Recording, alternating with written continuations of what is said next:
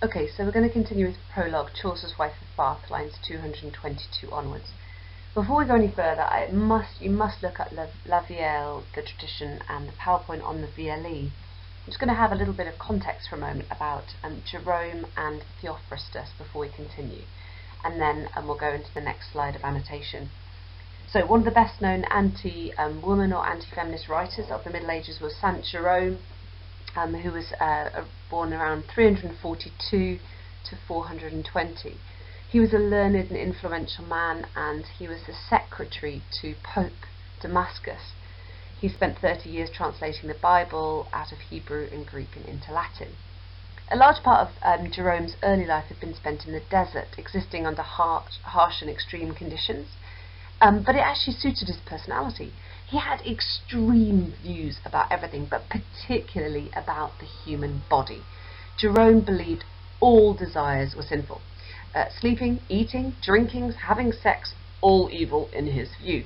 And he therefore argued that the first three, so the eating, the drinking and the sleeping, should be kept to a minimum, and sex should not be indulged in at all. He felt it would be so much easier if there were no women around to tempt men, and his writings are full of the condemnation of the female sex. Chaucer quotes him very frequently in the Prologue. He wrote an epistle, a letter, against Jovinian. Okay, this is really important for you to understand. An epistle against a letter against Jovinian. Now, Jovinian was another monk who suggested that you didn't have to be virgins to love God or to be loved by God, and Jerome couldn't abide this idea, hence why he wrote his letter against Jovinian's ideas. He thought that this was nauseating trash, and his letter was a favourite source piece of material for anyone who was of the anti-woman tradition. They used Jerome's letter against Jovinian. We also know Theophrastus, which is in your appendices at the back of your book. Jerome quotes Theophrastus, and of course Chaucer uses Theophrastus, but Theophrastus supposedly wrote a work called The Golden Book on Marriage, and it was a misogynist work, anti-woman. Married woman, he says, want all things: costly dresses, jewels, gold, expensive items, maidservants, furniture, litters, gilded coaches. They prattle complaints, they ask questions, and that is all in your appendices. You must look at that. You need to make sure you know La Vieille, so the prostitute, the old woman. You need to know Theophrastus, you need to know Jerome for your context.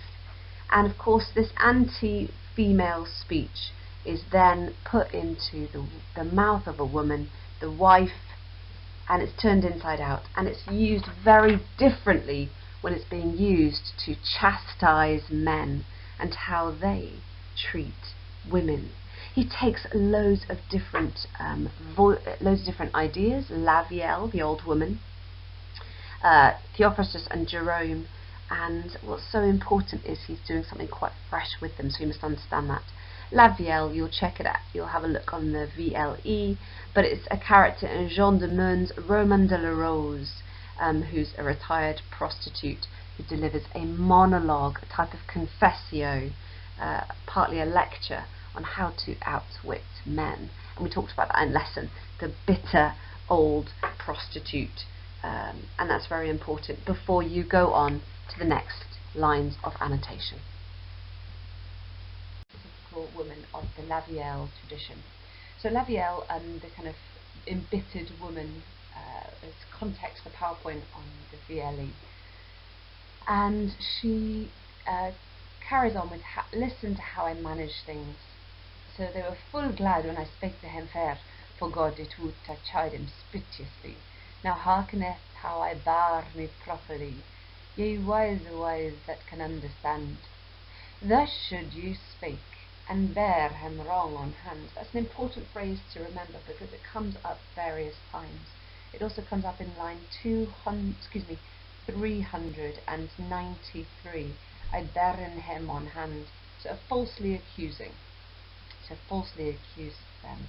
So for example, bears them wrong on hand. So lies to them, deludes them.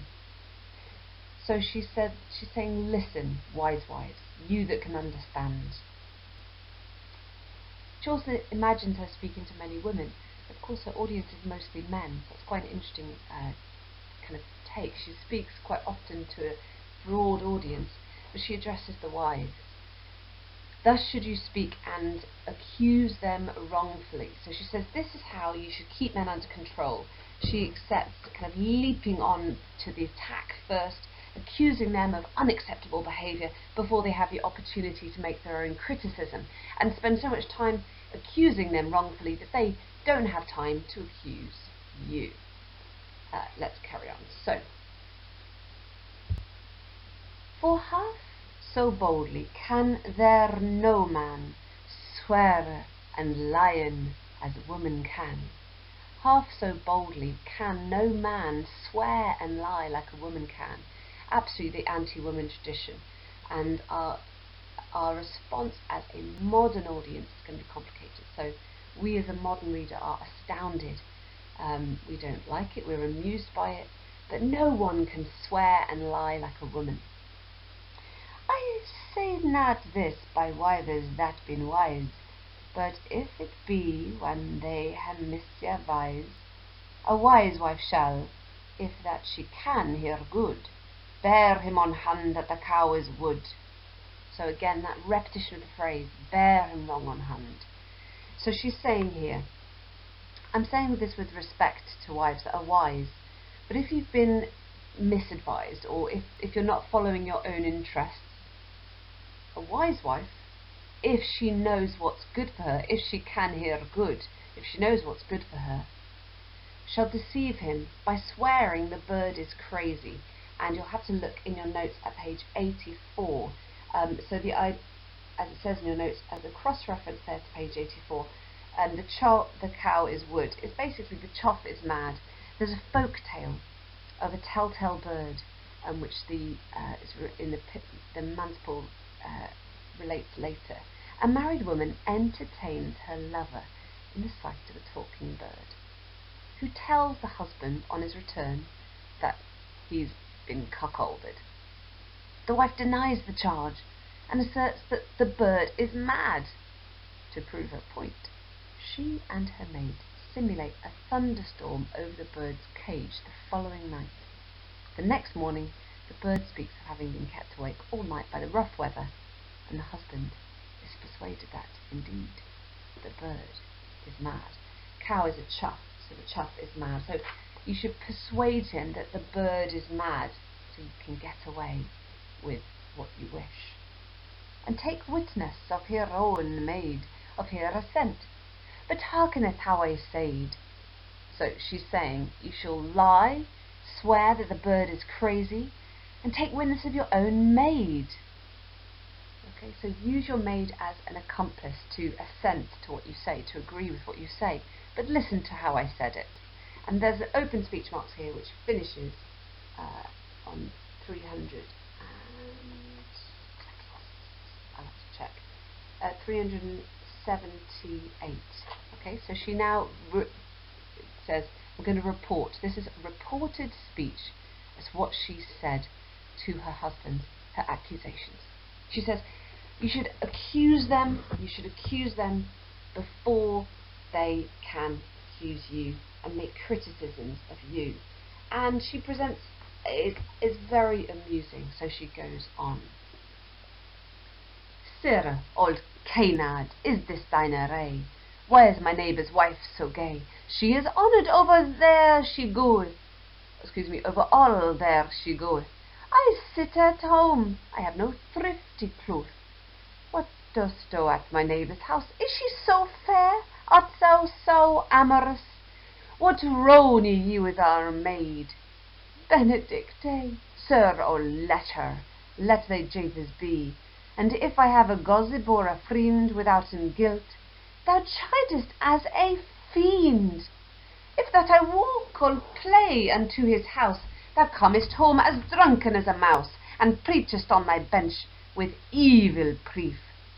Thou sayest to me, it is great mischief to wed a poor woman for costage. And if that she be rich, of high parage, Then sayest thou that is a tormentree to suffer her pride and her melancholy. And if that she be fair, thou very knave, thou sayest every Holler will have her. I'll carry on with that in a moment. I'll turn over the page. But let's go through this. So let's hear her accusations. Sir, old dotard, your dotage, Sir, old canard, is this what you're up to? She's delightfully reporting her speech. Is this what you're up to? Why is my neighbour's wife so happy? She is honoured wherever she goes. I sit at home. I don't have a thing to wear. What are you doing, what are you doing? What dost thou at my neighbour's house? What are you doing at our neighbour's house? Is she so pretty? Are you amorous towards her? Do you fancy her? And why are you whispering, rowning with our maid? Bless me! Sir, old Letcher, let thy tricks be. And if I have a gossip or a friend, innocently, without a guilt, you scold me like a fiend, you chidest as a fiend. If that I walk or play unto his house, if I amuse myself or go to his house, do you come home as drunk as a mouse? As a mouse? What an interesting word to describe your spouse as. Interesting. Moving on. You preach from my bench, and bad luck to you, with evil proofs. So she's basically wishing misfortune upon, with evil proofs, so with false proofs. And she's also wishing him bad luck. So you say to me, it's great misfortune, Mischief, to wed a poor woman on account of the expense. But if a woman's rich, of high birth, you say, then you say that it's tormenting or tormentary to suffer her pride and her sulkiness. So she starts with this first form of attack. I sit at home, I've got nothing to wear, I've got absolutely nothing to wear. Why are you at our neighbour's house? Why are you doing this? So she attacks him various ways. And she thinks this is the best form of defence. The image is offensive to women, and of course she's going on the attack for her husband and his behaviour, and she therefore will get away with her own excitement. She then goes into, from line 249, or 248, thou sayest to me it's great mischief. So she reports all of the reasons that her husband says that it's negative to marry a woman. And this is from Theophrastus. And so it's very vivid imagery, and she takes from Theophrastus. And of course you'll know your literary background is in the back of your book as well. Now Theophrastus was written to condemn women, and so this is almost directly taken from Theophrastus, which is in your appendices. So you will need to note that. The idea that if you marry a poor woman, if you marry a rich woman, if you marry an attractive woman, so she's going into a system where she looks at Theophrastus, and she uses Theophrastus to then say, you say to me that it's a great misfortune to marry these types of women. So she's attacked, she's gone on the attack, and she is now going to use another tack of an attack. Oh, there we go, play on words. So she catalogues, reports what she says they said to her, and she's about to say that they would find fault with any woman. So that's what she claims, that they would find fault with any woman. A poor woman is considered too great an expense. A rich woman would be thought too proud and difficult. A beautiful woman would be thought of as unfaithful. Very knave, you utter knave. You'd be thought, suspected of being unfaithful. And even a plain wife, she's about to say, would be accused of being like a spaniel, wanting to jump on the first man who offered her interest. Let's carry on to the next slide. So thou sayest, so she's just finished the last line of the page, and if this she be fair, thou very knave, thou sayest that every Holler, literally Holler, hi, yo, let every Letcher will here have. She may no while in chastity abide that is assailed upon Neche's side. So, the key idea is that an attractive woman who is assailed on every side, who people are calling out for her, attracted to her, she will not be able to hold out against this kind of intention. And this is absolutely taken from Theophrastus, his anti-woman writing about how any woman is a difficulty for a man. There's vivid imagery. But of course she's using it, Chaucer's using it for her to chastise men's views. So every wife is going to provide her husband with a frustrating situation. Thou sayest some folk desire in us for riches, some for our shape, and some for our fairness, and some for she can either sing or dance, and some for gentilesse and dalliance, some for her handes and her armes small. Thus goeth all to the devil by thy tale. Thou say, now you see again this repetition of the phrase. You can see at the very top of the page, thou sayest, and on the previous page, sayest thou sayest, and preachest, then sayest thou. So she's continually reporting speech. It's a good way of avoiding responsibility for herself. Then, you say, some folk want us for riches, some for our shape, some for our fairness, some for for our attractiveness, some for our, we can sing or dance, some for our fine manners or noble descent and flirtatious ways, some for our hands and our slender arms. Thus go all to the devil according to you. So any woman sends you to the devil. Thou sayest men may not keep a castle wall, it may so longer assailed be overall. So it's impossible to, this metaphor, it's impossible to keep a castle wall if it's assailed on every side. This same image that we saw just further up the page, that is assailed on upon Echer's side.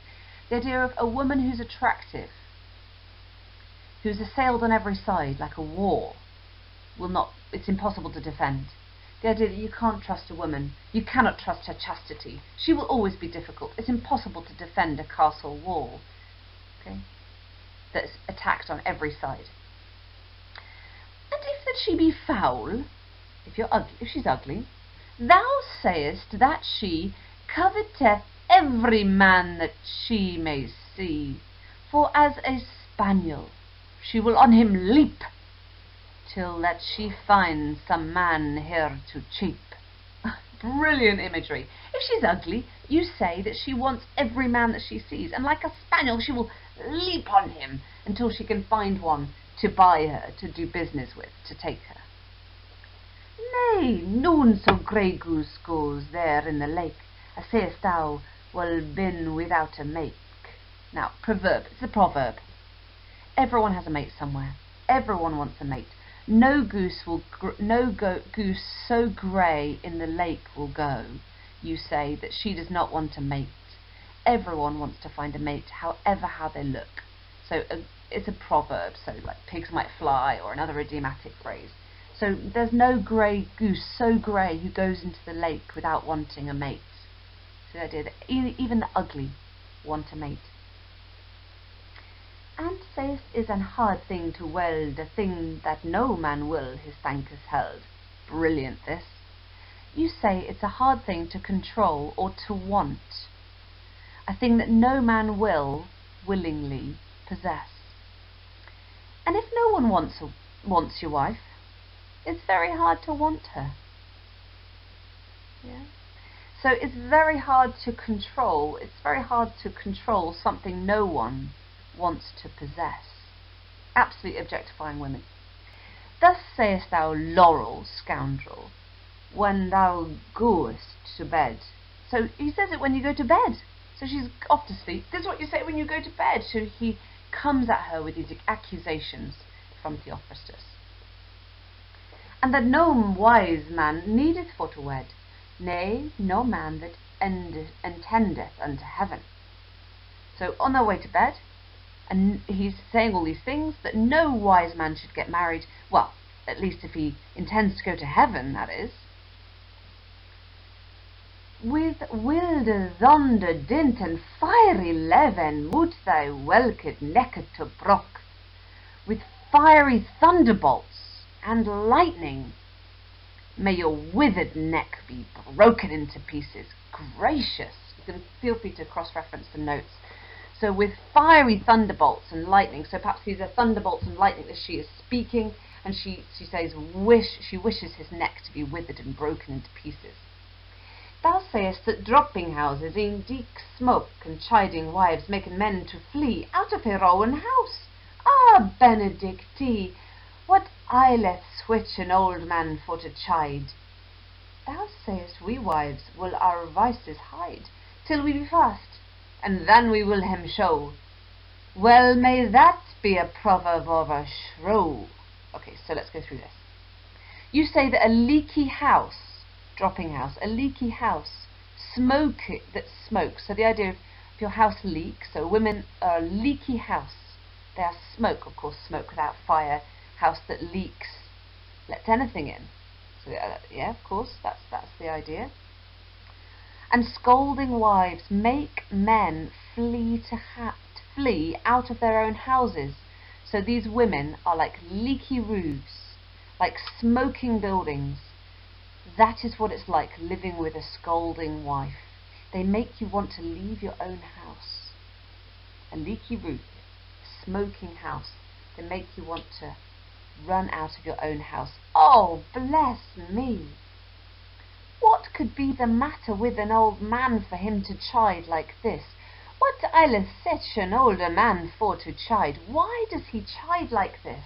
What has made him speak like this?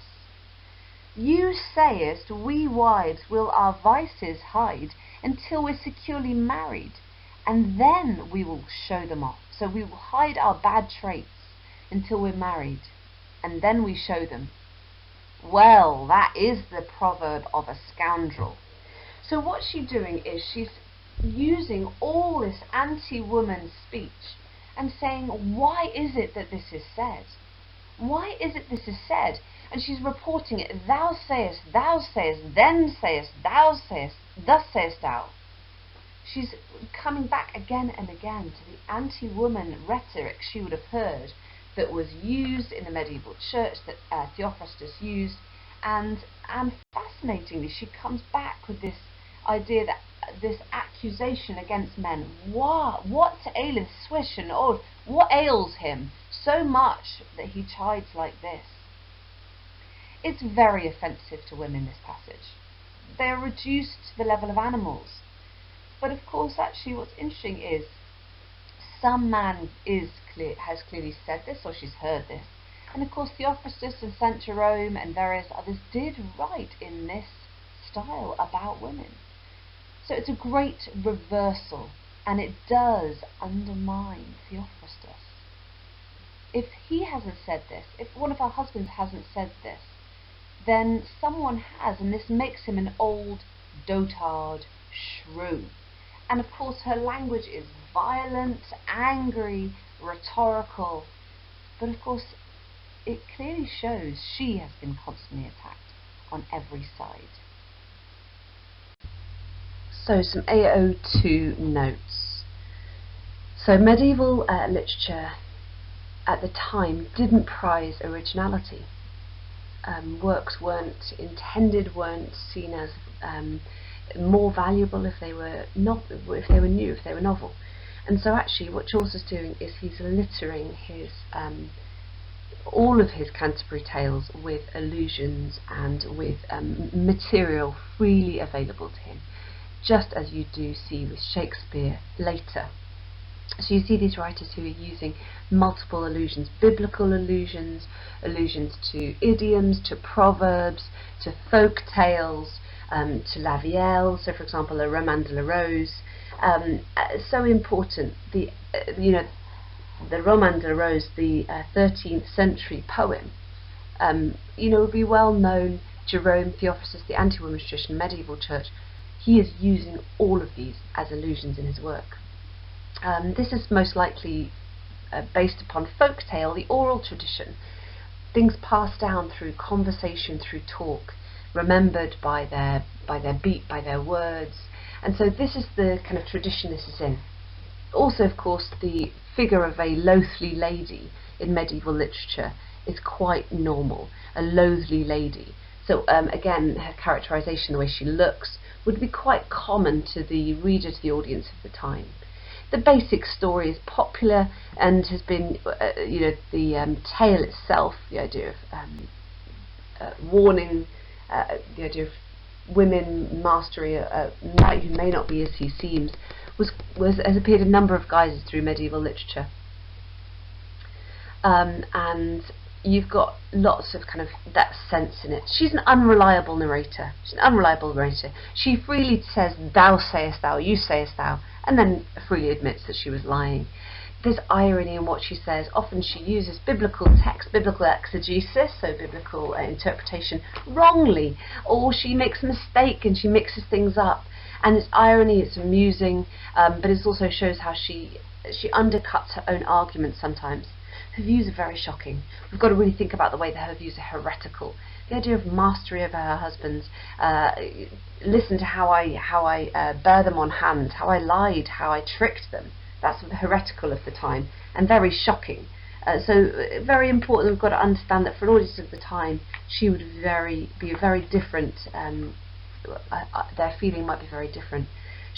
They might well have been amused, but she's clearly flouting the views of the church, the established church, and also the morals and the attitudes that they would propound. So what's interesting is their response, an audience of the time would have been conditioned by their view of women in society. Women were inferior, subservient, both in social terms, but also in spiritual terms. They were seen as lesser. The Catholic Church, would have held to an idea of Eve being responsible for the fall. And you've got a very different idea of the role of literature. We use literature to entertain now, whereas literature was used to a purpose beyond just entertainment. Usually, literature was used with moral purpose, to engage, to offer teaching, guidance. And of course, she's on a Christian pilgrimage. She's on a Christian pilgrimage to Canterbury.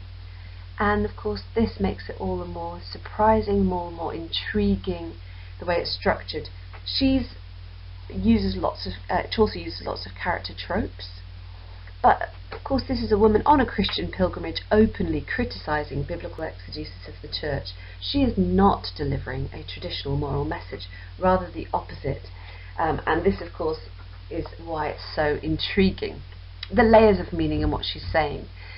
Sometimes she seems to be almost mocking herself. She sets herself up and then of course undercuts. So we've got these layers of meaning that we can query and we can question and we can interpret.